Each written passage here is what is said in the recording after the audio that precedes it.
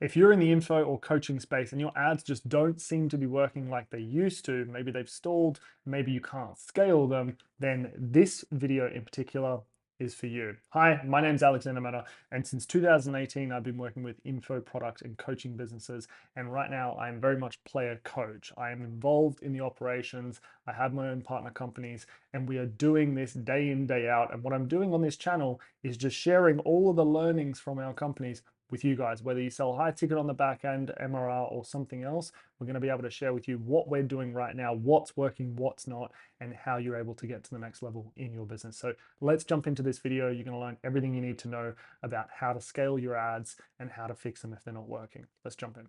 So if your ads are not working, here's what I want you to try instead, right? There are two things that are typically the reason why your ads aren't working. Now, one's definitely a lot more important than the other, but we're going to break them both down in a lot of detail. Now, the first thing is going to be your ad account structure. How are you structuring the ads within the ad account? And then the second thing is your messaging, so that you're talking to the right person, you're bringing through the right people that you can obviously then go on to sell to. Let's start with ad account structure, because almost every single business that I jump on a call with and we do an audit into how they're running things, is using either an outdated practice, or they're just not optimized based on what's working really well today and how they should be trying to funnel people through and actually run the ads properly. So let's jump into ad account structure. First and foremost, you probably know already that if you're here, there are two different ways that you can kind of run your accounts. You can either run CBO ads or you can run ABOs. Now, traditionally, a lot of people that I see, they're using CBOs for everything.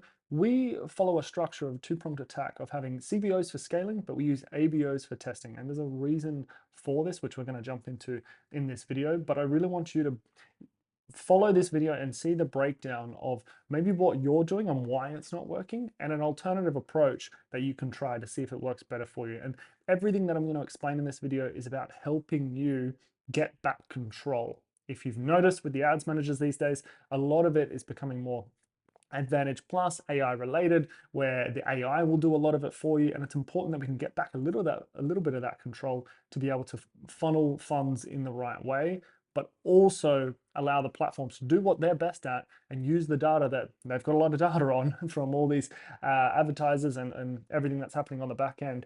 Use that to the best of the ability without letting it just do what it's going to do without any control. So let's jump in. Here's what you are probably doing right now. You may have a campaign and that is running at a CBO setup where you put $100, or maybe it's more depending on your budget, wherever you set, to the campaign level, and then that is split within the ad set. So in this case, let's say we have two ad sets here, and your $100 a day, you're going to find that 30 of it might go towards one ad set, and you might find that 70 goes towards another ad set. And then within each ad set, you might have 5, 10, 15, 20 different ads that you're obviously putting out there. And here's the problem, right? You have no control of your spend, right? You have all different ads in the ad set. So this might be an image, this might be a video, this might be a carousel, or they're all around different ideas or different concepts, right?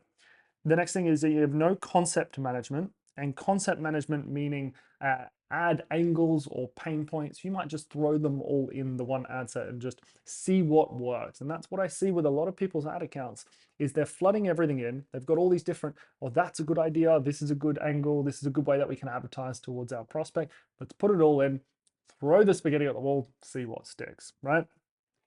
And the final thing is it's unreliable to scale purely because of the setup and the structure here. Less and less in terms of running a scaled ad account and being able to scale up to spending multi thousands a day, whether it's in info and coaching, it's probably more like spending a few $1,000s a day, 5,000, 10,000, maybe $20,000 a day is where you're trying to get to. These are big numbers, obviously. For a lot of you, maybe you're stuck around 100 to 200 bucks a day, particularly if you're running a low ticket offer funnel and you're not quite sure, how do I break past a 500 or $1,000 a day every time I do it? Things seem to crash, right? So the reason I'm breaking this down is because you're going to be able to see how can you very easily scale past that, right? And here's the thing. When you have it set up like this, you obviously have no control of your spend. The way to fix that is by running an ABO budget, okay? Because at the moment you have this $100 is getting broken down. Oh, it's getting broken down into here and then broken down into the other ad set as well. If you have 4 or 5 ad sets, then that can mean that it gets broken down with them as well, which means you just have absolutely no control. You could have one ad here that's working well and another one in another ad set, but you're unsure about how to divert spend here and divert spend here. Even though Facebook will naturally do a little bit of it, it's not going to be able to do a proper test across all the ads. You might have all of these ads not get any spend, and therefore you don't know if they can be scaled or not. So the first thing I would recommend is switching over to an ABO budget, which I'll talk about in a minute. When we're looking at the all different types of ads that you're running in the account as well, people have all different types of pain points, all different types of awareness levels, whether someone's problem aware, solution aware, product aware, and it's all within the same ad set. We need to remember that structurally with the ad account, like I mentioned before, these ad accounts are a lot simpler to run these days, but it's important that we have account simplification, right? So it's important that we run the ads in a way that allows the algorithm and it allows the way the engineers built the platform to run at its absolute best, right? It's kind of like if you're an athlete and you go and try and run a marathon, but you don't take any nutrition, you don't take any gels, maybe you don't have a Coke halfway through or whatever it is, a Red Bull, right? You will find that you are not going to perform at your best, right? Because you are not doing it to the absolute best parameters of what is set up for that particular environment, right? And it's exactly the same with when you're running ads here, right? We need to be able to make sure we give the right parameters and the right setup to align with how Facebook has set up or Meta has set up for this advertising to run. So it's really important that with the campaign structure, we now have campaign learning. So, and we have the ad set learning there as well, which means that when we're putting ads in for a particular type of audience, say for example, we have, zoom in over here, so we can write some stuff. Let's say we have audience 1. Make sure you can see that. We have audience 2. These should be separate ad sets, right? It should be separate ad sets. It should not all be the same ads. Should not all be individual ads in the one ad set, because Facebook is going to learn off what's going on in here and it's going to learn off what's going in here to be able to continually find you more people like this. If we start putting, let's say we have 5 ads that relate to this audience, if we put one of those in here, it's going to be 2 different types of audiences, and it's not going to allow Facebook to really sniff out the right audience and then just go for that and deliver the right ads that are relevant to it, right? I hope that makes sense. So that's another thing here. Variations is really important as well. We need to make sure that when we're running our ad sets, we don't want to have 5 to 10, zoom out a bit, 5 to 10 different ads within an ad set, because that's going to make it really difficult to be able to, one, spread budget efficiently. We're going to choke hold on the budget. We might put 80% of the budget towards one ad, which we don't want. We want to be able to spread it as evenly as possible and get a true test. And the other thing is as well, we want to make sure that if we have one ad set here, that is one particular pain point or angle, okay? So each ad set, I'm going to just do AS, is an angle or pain point. Keep it simple. What you're going to want to make sure is that the variations you have, so if you have 3 ads in an ad set, that is going to be a variation in the hook or in the call to action or maybe the way the ad looks, but it's the same premise of the ad, right? Because we want to be able to test completely that particular ad angle, and we can do some variations to colors, to music, to the hook of it, but we're theoretically still testing the same ad angle, right? So that also kind of comes in here to concept management as well. Each ad set should be a different angle or pane, and that's typically a different concept. Like, what are the concepts we're actually trying to advertise towards here? Now, the final one is unreliable, or the ability to scale. And I find a lot of people will be running this particular setup here, and they will have their $100 budget. Oh, let's get rid of that. $100 budget. And as things start to work, they just start raising that. They go to 200, they go to 400, or they lift it by 20 to 30%. It's just standard practice. Depending on your account, some accounts can scale a lot harder than that. And it depends on how far you've scaled an account before to know the bandwidth of the account and know, okay, I know on this account I can double budgets and it seems to work all right. Everyone's going to be a little bit different. But if you take this, let's say, if you take this 100 and then go to 200 and then go to 500, you're going to find that everything is still almost in a testing environment. And naturally, with the Advantage Plus CBO here, we're going to start distributing more budget towards these other ads that were maybe not working as well, right?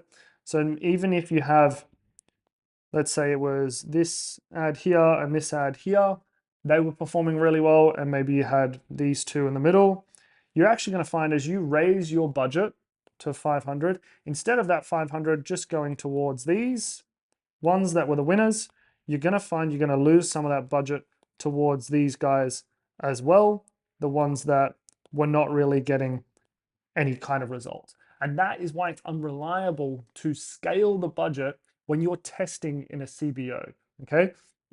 So let's jump into a different example. This is how you should try, if you want to try something instead, this is how you should try testing your ads. And then we're going to look at how you should try scaling your ads as well. This has worked tremendously well for us across multiple different accounts. It's allowed us to spend 5-6 grand a day very easily on scaling budgets. And we're going to jump into the difference between testing and scaling as well, and when you should look at doing each. But when you're testing an ad, right? So for testing here, and you want to see, hey, what concepts work really well, what ad angles, what panes, and what type of creative, what type of primary text, what type of headlines, what type of, is it video, images, what type of videos, what type of hooks are working really well. This is the setup you should use, right? So your campaign is an ABO. It's really important that's ABO. So then when you're putting $100 towards this, depending on your budget, you want to be putting the $100 towards the entire ad set, right? We don't want to be splitting it with another one.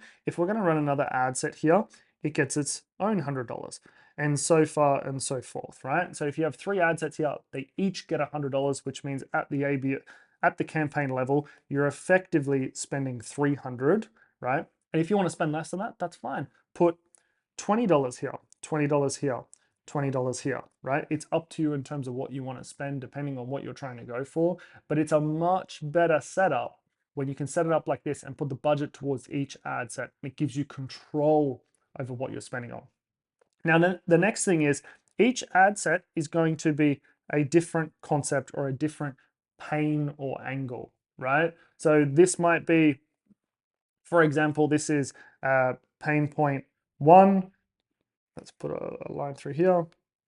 This is pane point 2, and you've got pane point 3 here. This is going to allow you to be able to see you've put enough budget towards each pain point or each angle or concept, whatever word you want to use, and you're able to see which one's most profitable for you.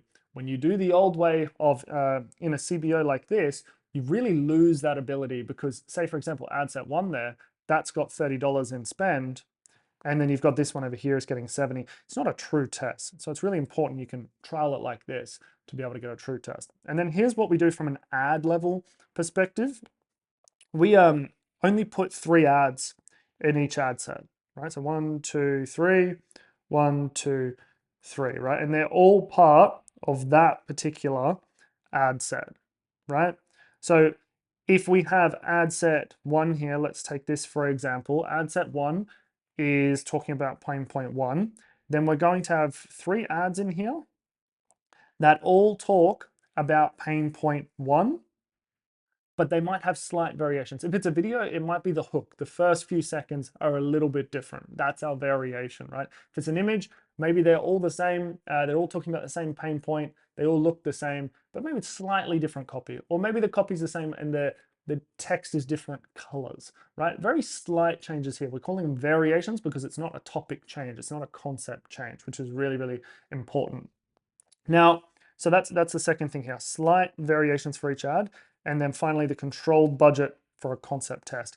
When you do this, you will be able to find, let's grab our green here, you will be able to find what works really well. Let's say, for example, it's that one. Let's say it's, oh, let's say, for example, it's this one here. And let's say you've got this one, right? Then what you're going to find is, so for ad set 1 pain point, that worked really well. Ad set 2, oh, that worked really well. And then for ad set 3, that one worked really well, right? And for testing, this is really, really important, because then what you're going to do is you're going to graduate these into a scaling campaign.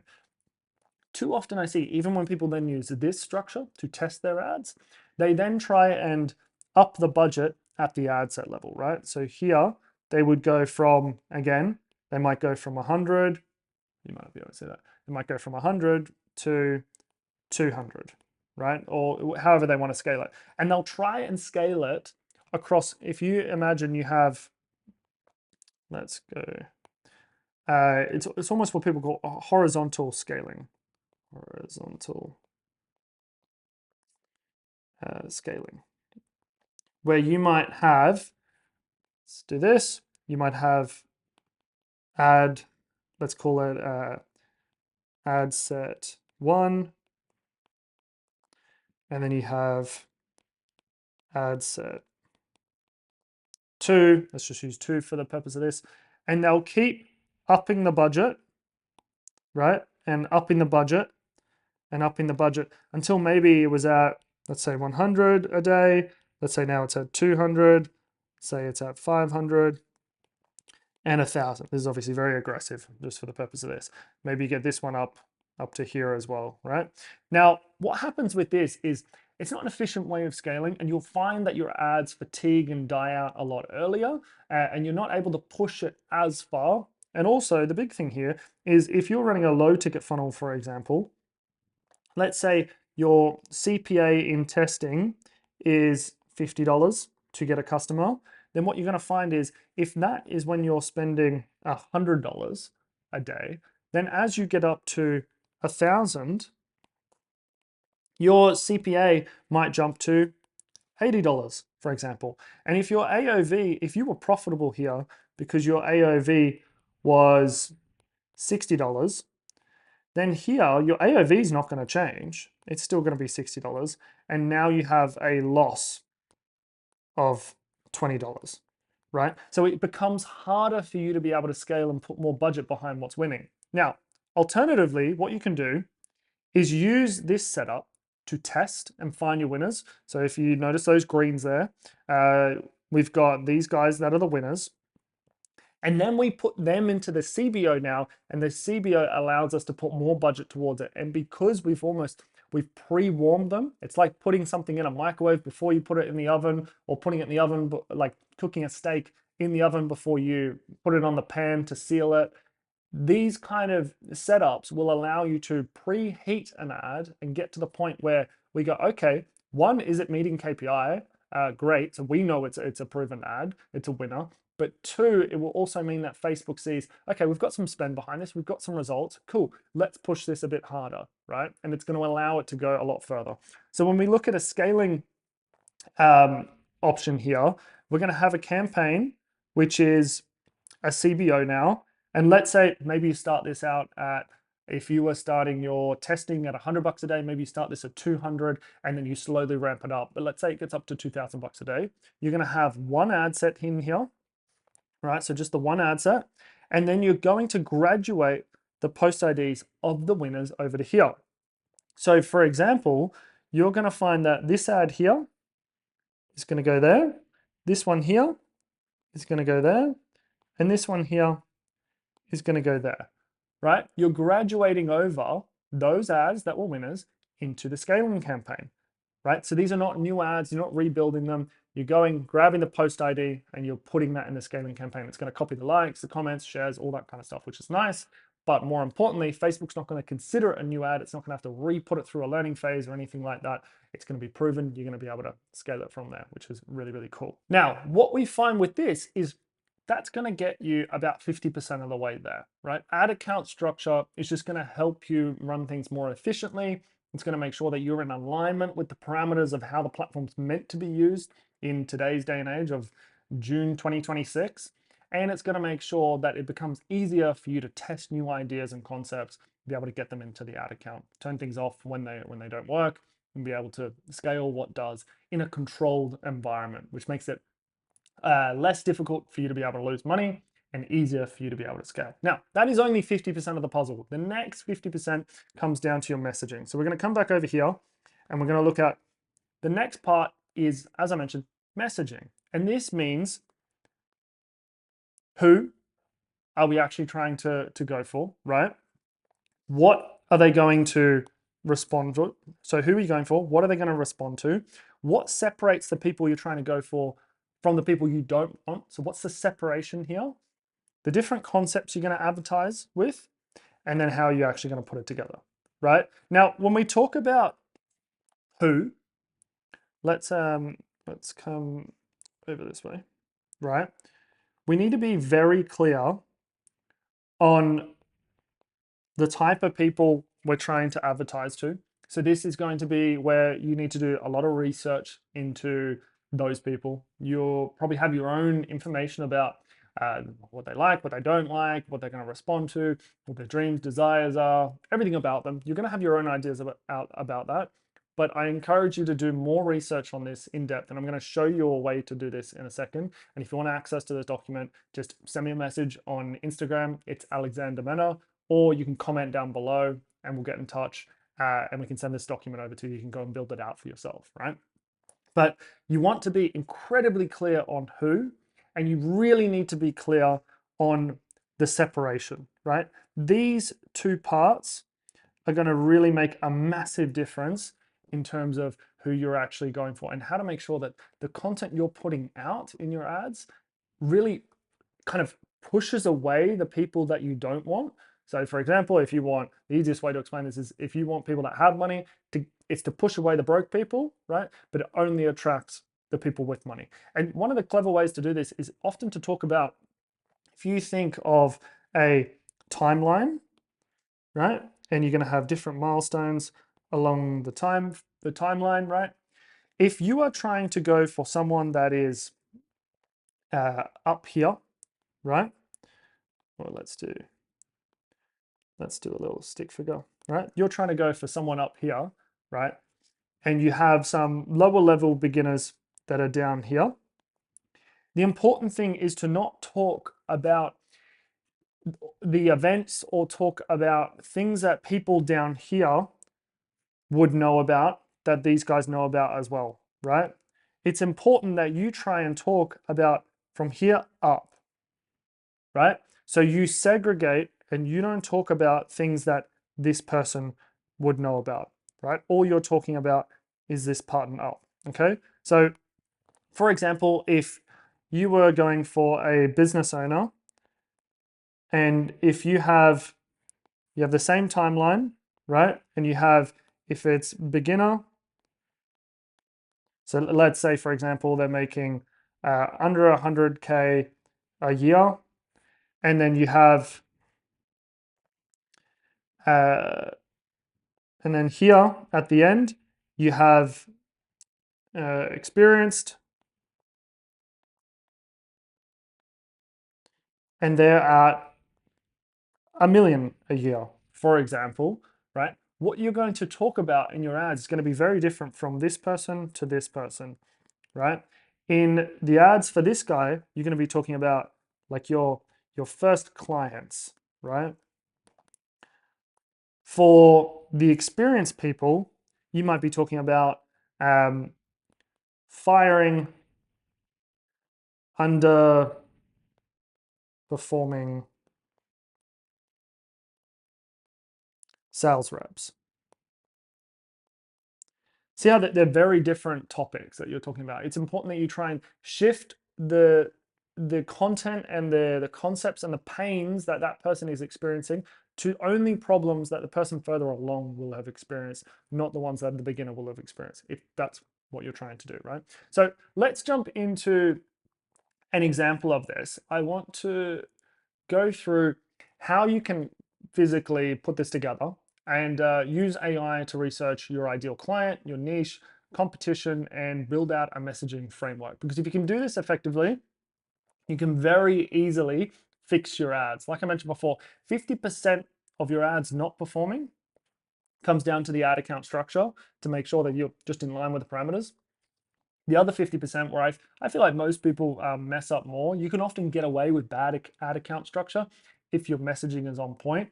But it's important that if you want to get your messaging on point, you need to have it dialed in, right? And that's where something like this can come in handy. So the first thing we do is we use AI to research your niche, right? So you use a prompt like this.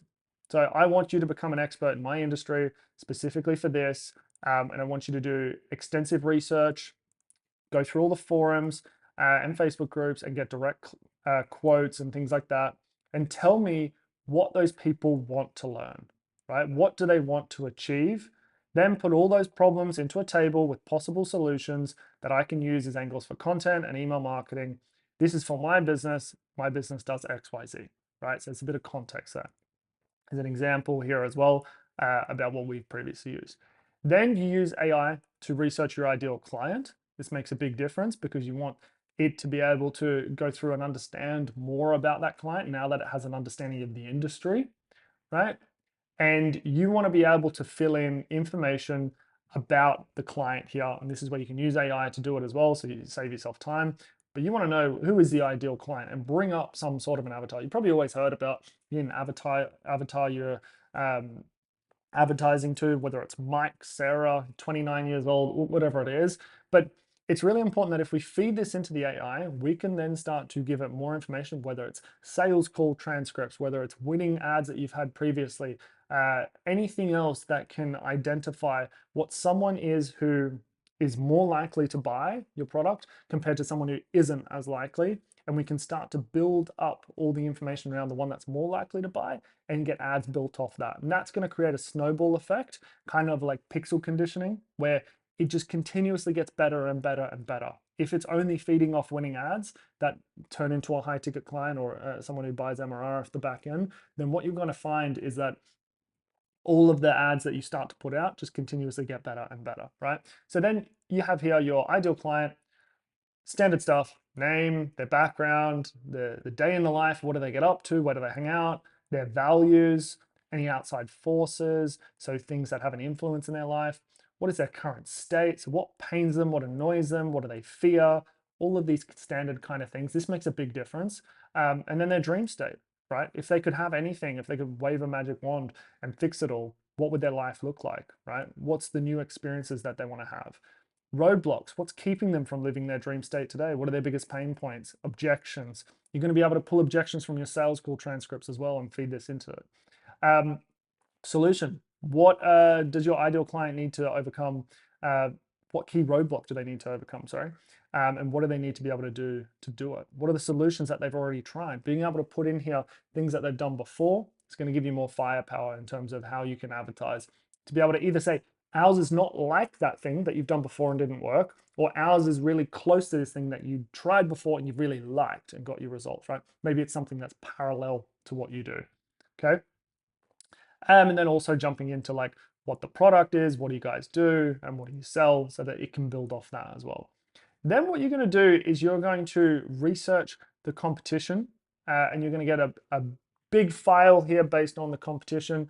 So what are other people doing that you do as well? How are they offering it? Who are they going for? How are they niching down? And that's going to give the AI the ability to be able to see, okay, I could tailor it this way, I could do it this way is a little bit different, or this is what's proven to work as well. And then from there, you're able to build out the customized messaging framework, right? Which is where you're taking all of those prior docs that's built out to build out your custom messaging framework. And then obviously when you bring in your sales call transcripts, winning ads, it's able to then go, okay, your ad should follow this angle. And from all the research I've done, these are the main pain points or ad concepts that we should try to advertise to be able to get XYZ person, right? Let's not advertise with these pains because that's going to attract someone that's lower level. Let's only go for this stuff here, right? So then you build out what I like to call a really in-depth messaging framework, which allows you to be able to go through and only attract the people you really want. And it will just compound and snowball over time, right? And then, yeah, obviously we have examples in this document as well if you want access to it. But this is really important because it's going to allow you to be able to actually go out there and find the people you really want. And that's really all it comes down to. In 2026, advertising's quite easy, to be frank, in terms of how to set up the ads, how to run them. If you're following a proven framework of testing and scaling that aligns with the parameters of the platform, you're going to be in the best shape possible to be able to go out there and get results. And then if you just make sure that the people you're talking to in your ads are the ones you actually want to come through and buy, you're going to find a snowball effect there as well. The advertising in 2026 is as easy as it possibly could be, because right now, whoever you call out, you're going to get through, right? You don't have to worry as much about interest-based targeting. A lot of what we do these days is just broad level targeting. You will find that it's oftentimes, if you're not getting the people through that you want, read through your scripts again. Look at the aesthetics. Look at what you're doing in your ads that could be attracting the person that you don't want through, and see how it matches up, because it's very, very good these days, the advertising platforms, at finding the people that you ask for.